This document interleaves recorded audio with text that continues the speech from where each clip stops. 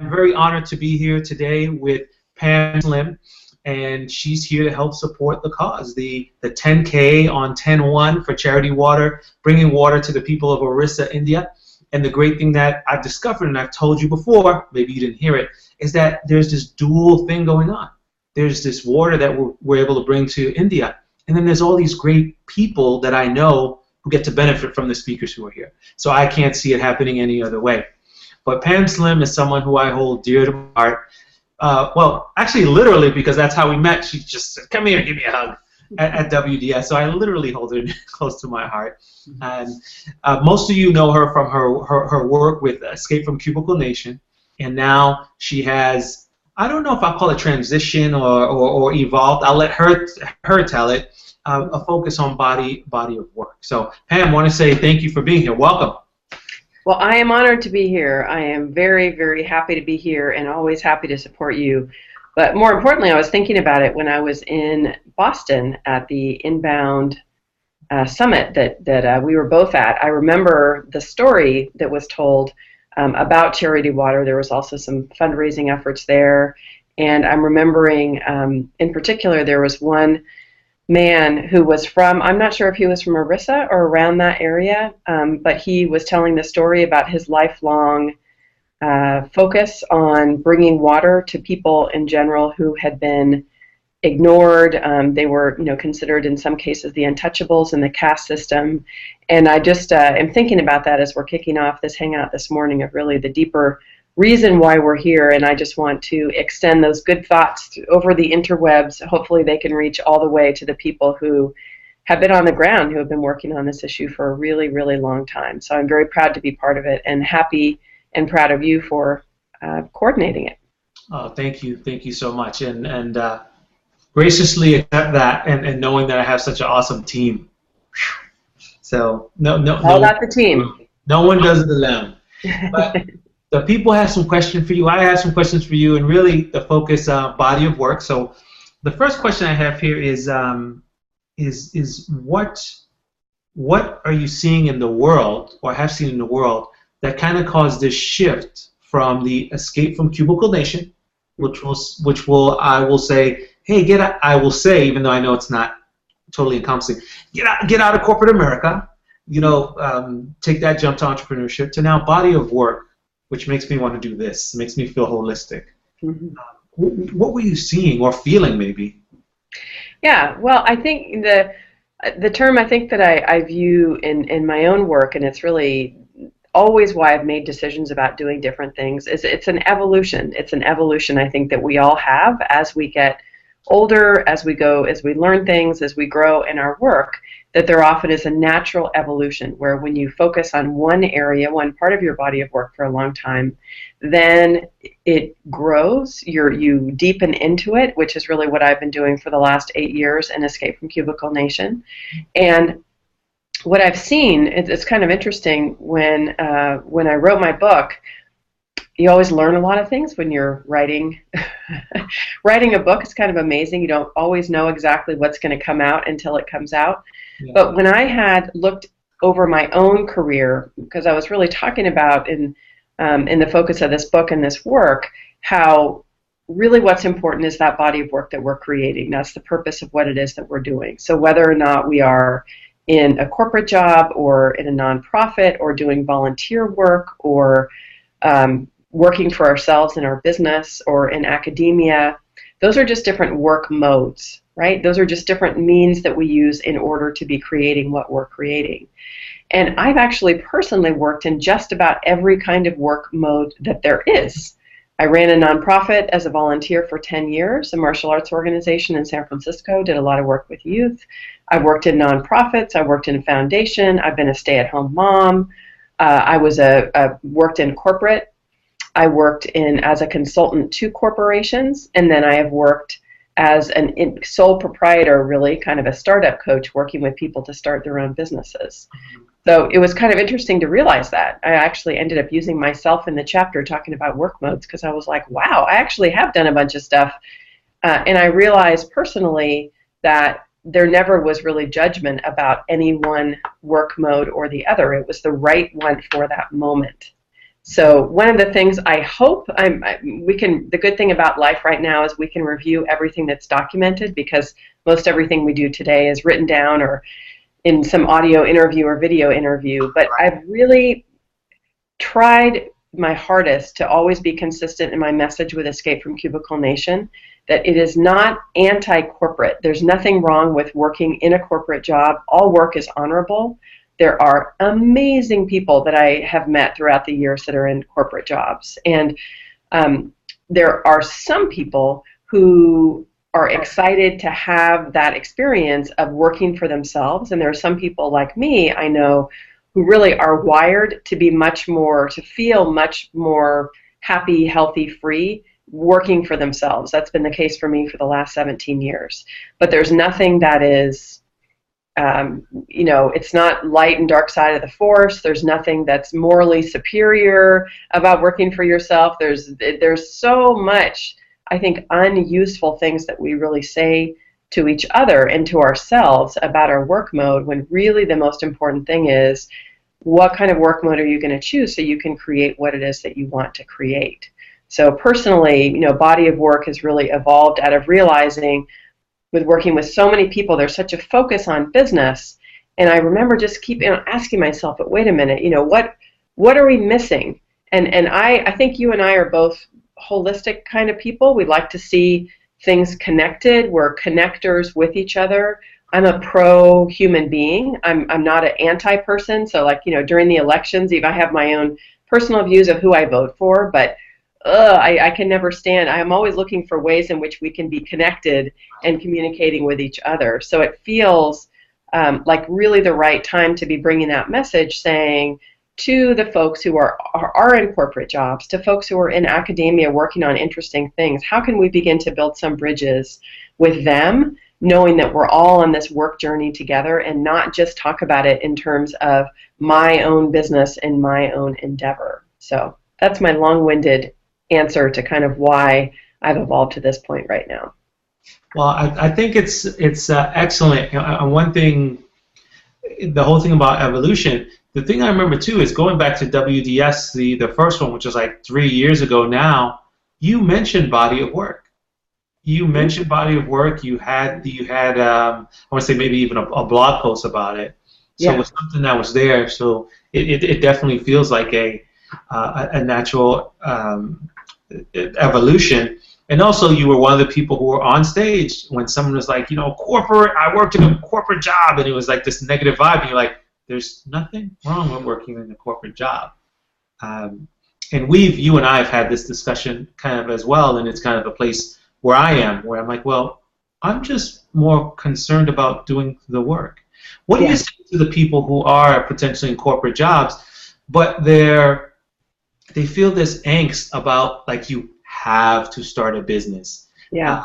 The people around me are entrepreneurs and startup, and as I use air quotes, I don't know why.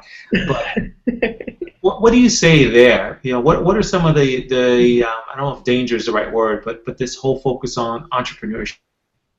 Well, I'm a mom, so I could say, well, if your friend jumped off the bridge, then when you jump off the bridge, there's actually that is essentially what it comes down to. We all are leaders of our own life, and the main thing that we need to understand about ourselves is, who are we, and what are the conditions that lead to greatest health and happiness and creative energy and output, and what do we need in order to be successful. And that is not anything that your parent or your peer or anybody else can tell you. There can be fashionable, I'll use that too, fashionable. My kids use air quotes all the time. They'll go, Mom, it's time for dinner, because they don't really know the kind of use of air quotes, but I like their use better. But what's really important to realize is it is hard. It is extremely hard to create and run a profitable business. I totally enjoy it, and many people do. And a lot of times what we see, and even from friends who are sitting around, sitting at the restaurant or the bar or whatever, saying, oh, it's awesome in this startup life, and, they can be feeling it, and there's a pride and excitement about doing something for yourself, which is great. but it is not all roses. There are moments of terror. You always have to be generating your own income. Things can shift. And the other thing, that I think bothers me, frankly, I will say it publicly, about the focus, about just entrepreneurship, is it only puts the focus on ourselves. And I think for me, we want to know and honor the work mode that allows us to do our best work. But then it becomes the altar of worship to the work mode, right? It's not that it's awesome to be working for yourself. It's that you are passionate about doing what it is you care about doing through your business. You want to serve the people that you want to serve. You want to create something that's amazing that solves a real problem. You want to be actually adding value to people. And I think that's one of the things that probably I'm a little bit tired of after 8 years of focus on business, where there's so much information, there's so much hype about, I did this one activity and I got, just this amount of money from it and it's so awesome, and here's, how many hours I work and I make this much revenue. I love revenue. Money is great. I work with my clients to get it. And sometimes I don't even know what the person does. So what is your business and who are you serving? And are you as passionate about the people that you're serving? Like, what are their stories? Are you passionate about saying, this is somebody that I work with, this is what they're doing, and isn't that amazing? Or here's one of my customers that is using my product and the experience is so great. That's the part I think that can get a little bit overstated when it comes to the work mode. So it's awesome. I know I was obnoxious when I first started working for myself. Horrible. I thought everybody should do it. I thought it was the greatest thing ever, and I would tell anybody who would listen. It was horrific. I feel really bad for all my friends and family.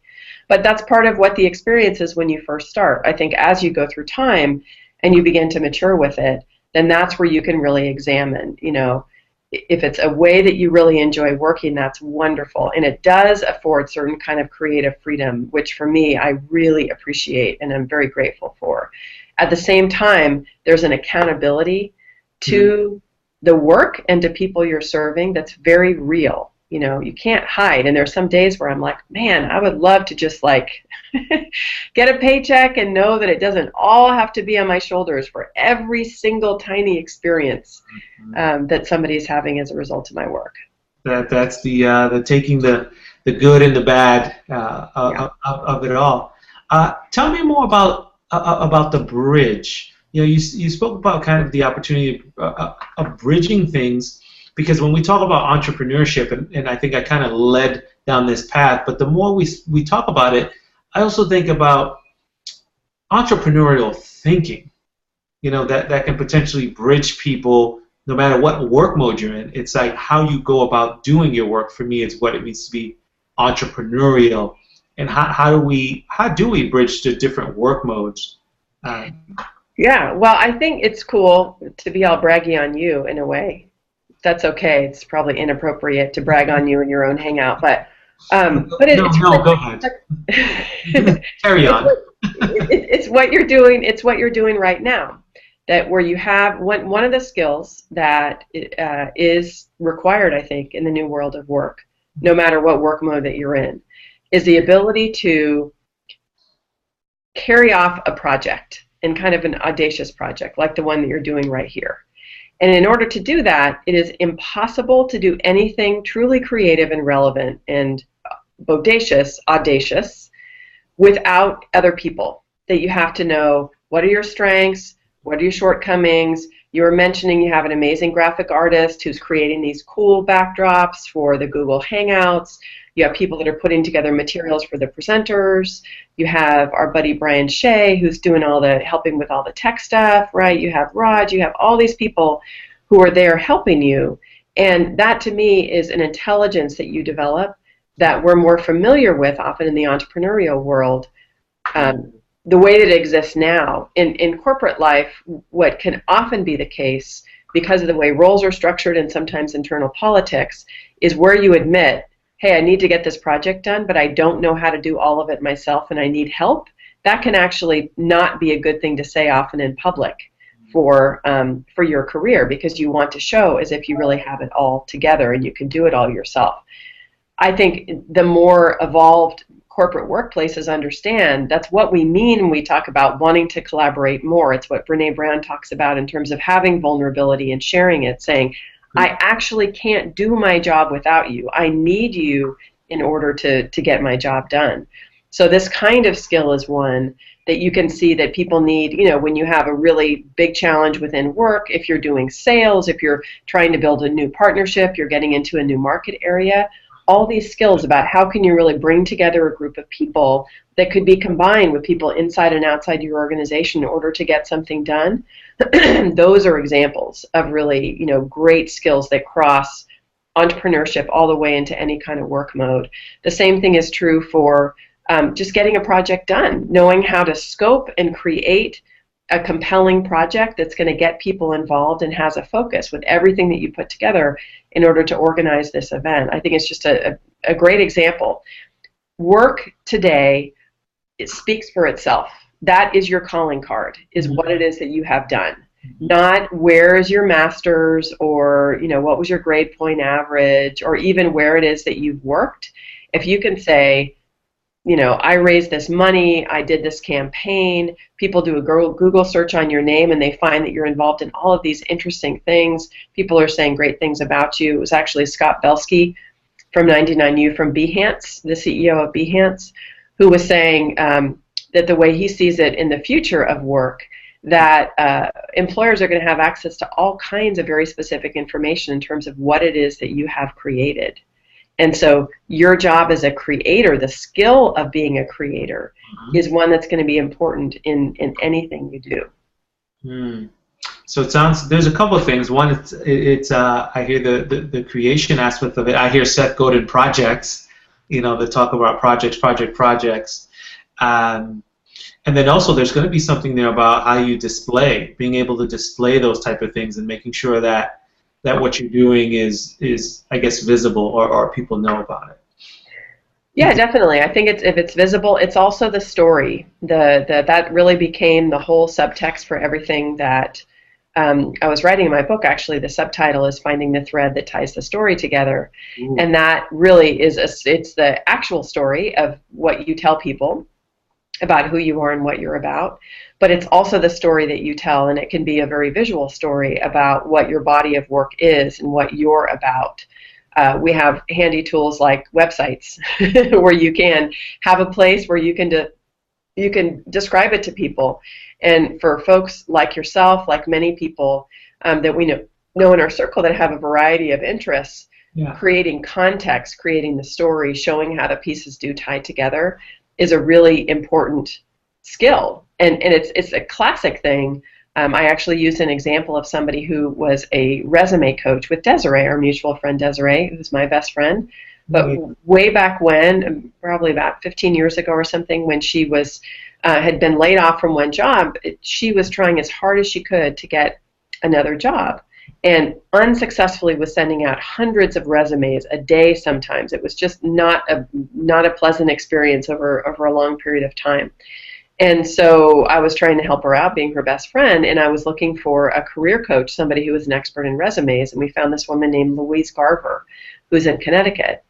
And she so skillfully helped to identify what were Desiree's strengths, what were some of the very concrete things that she had done. She's an outstanding manager. She's an outstanding project person. People love to work with her. She had done all these very specific things in her career, and Louise really just reframed it, and she created a story that made sense to hiring managers.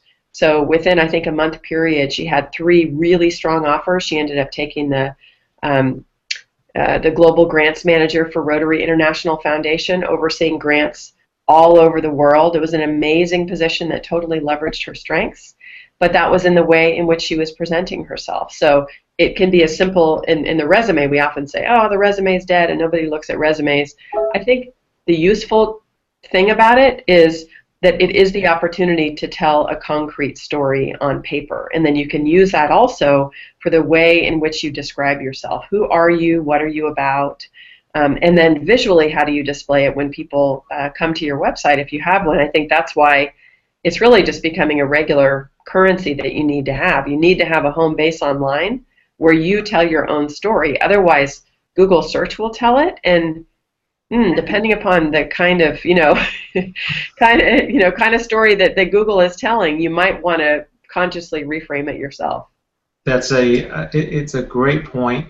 And going into kind of your story, which you're not just a business person, you're also a mom. So one of the questions that we have here is, how does Pam balance her business with being a mom? Oh, what a great day to ask that question, because today is my baby girl's 6th birthday. And notice I'm not sitting in Arizona. I'm sitting in Florida in a hotel room where I am going to be going to a meeting today with Fran Tarkenton, actually, ex-NFL quarterback. And this is an example sometimes of where there are some really, really tough balances. I've had her birthday, of course, in my calendar forever. I was going to be taking her to school today and waking her up. But then an opportunity came in order to come here and meet. And so one of the things that I actually do very consciously, even though my kids are little, Rosie is 6 and Josh is 8, we talk about things. I didn't agree to do it until I talked to her, and I said, here's what's going on. One of the things we could do on Sunday before is to make sure we have a total day focused on your birthday. So you get to direct the entire day. We're going to spend time together in the morning. You get to choose exactly what it is that we do, and then we're going to have a party in the afternoon. And we ended up having a really fun day. I mean, Josh was playing along to where, anything he'd want to do, he'd be like, Mom, Rosie said she wanted to watch SpongeBob, right, Rosie? And we're like, did she want to watch SpongeBob, or did you want to watch SpongeBob? But we kind of all got into it, and then it was also an opportunity where we were all home, my mother-in-law, my husband, and we were all able to sit down and do a traditional Navajo blessing, because my husband is Navajo. So when all of us were together at the same time, in a peaceful way on Sunday, we were all able to do that, which was wonderful.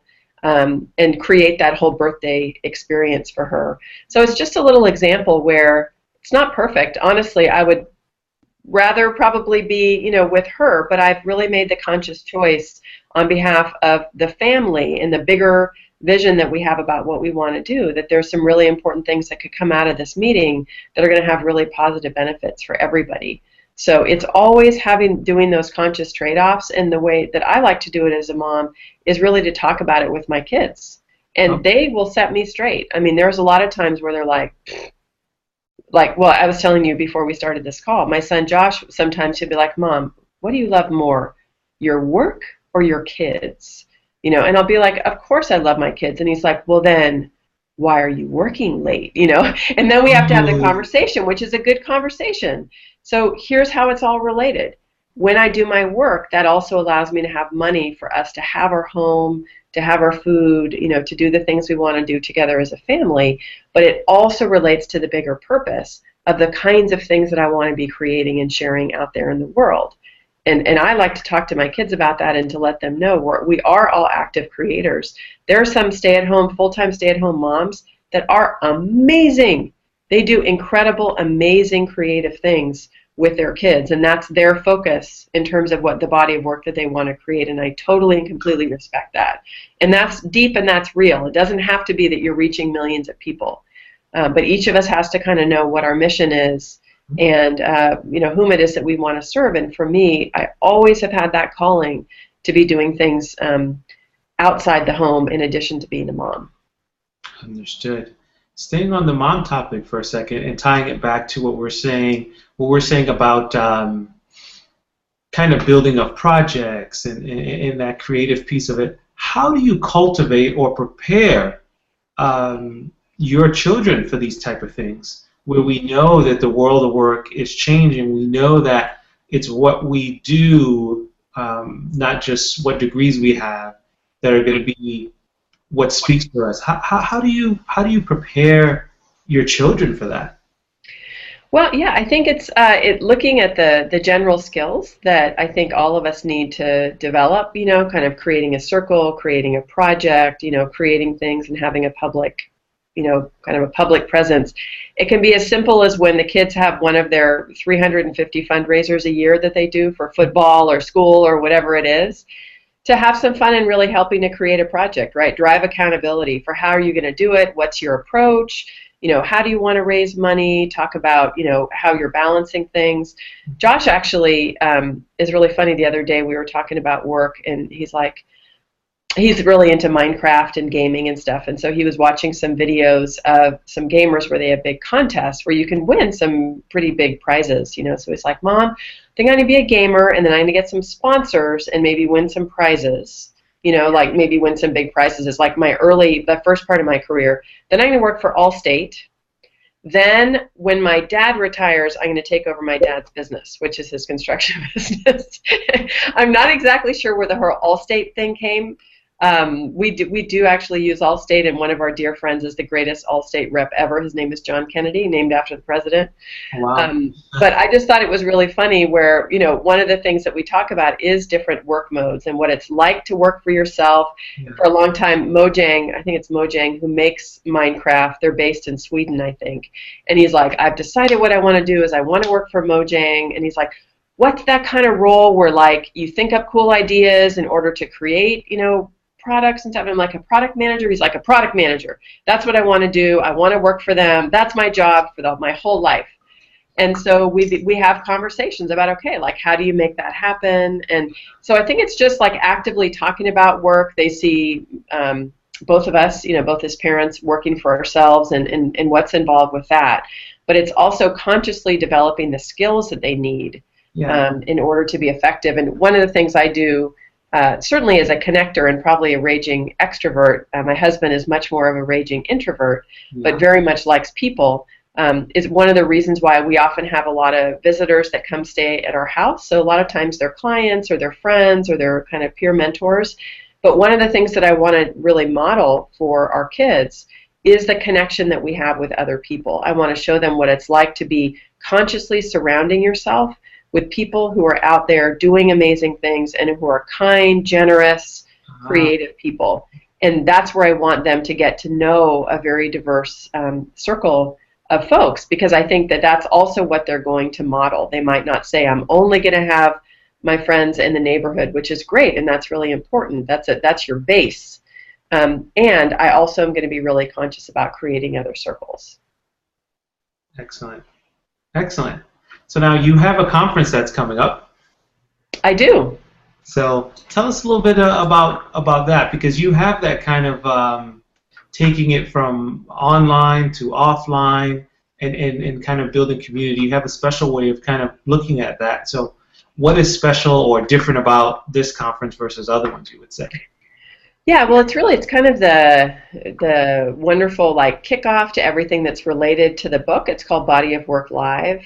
And I love the combination of in-person and online cultivation. It's amazing how close you can be with people just knowing them online. Actually, one of the speakers, Nancy Marmolejo, who's speaking at Body of Work Live, I can't believe I've never met her before. We were talking. I've known her for 5 or 6 years. I just assumed we had actually seen each other. She goes, "Oh, it'd be so great to meet you for the first time." I was like, "What do you mean meet for the first time?" And I was like, "Oh my God, we've never actually crossed the digital divide."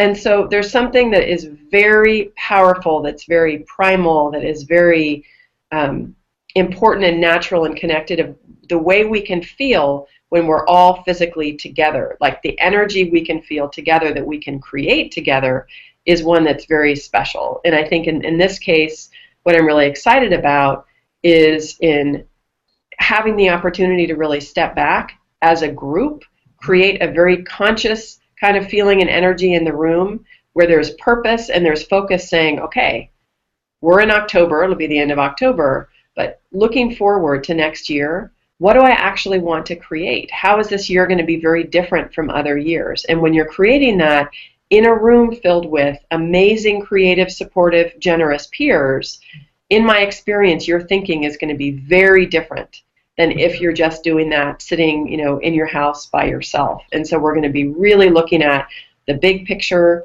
of, what is great work, looking at people like Michael Bungay-Stanier, who's has an amazing body of work around that, really understanding, how we create and grow and scale our business, looking at Jermaine Griggs, who's done an amazing job starting with $40 and a piano his grandma got on Price is Right and creating this That's awesome. eight-figure online empire teaching people how to play music by ear at Hear and Play. I mean, Todd Henry, who's this amazing genius who helps us get past our creative blocks and really understand, how we can get our work into the world.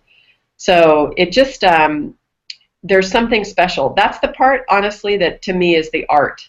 And it reminds me when I did capoeira, when I did the martial arts, it's like a live performance, and it's like the roda in capoeira. You have a circle where you're playing music and you're creating something together. There's nothing that can replace that kind of energy. And it's not a performance in that we're all performing on stage, Right. but it's an experience. It's something that just you cannot replicate online. There's amazing things we can do online, but I find when we're able to come together and then go apart and stay connected online, that's really where the power happens. Wow, that's a great place for us to actually finish. It's on that great note of offline and online. I definitely want to say thank you, Pam, for taking the time. I know it's not easy. You're flying around. You have things that you have to do. You have meetings. You have birthdays. But you took the time to be with us and help us in hitting our goal for the Charity Water campaign, 10K on 10/1. So we're on our way. And I just want to say thank you on behalf of myself and the whole team for being here with us. My great pleasure. I will always do it. Thank you so much, Pam. Have a great day. You too.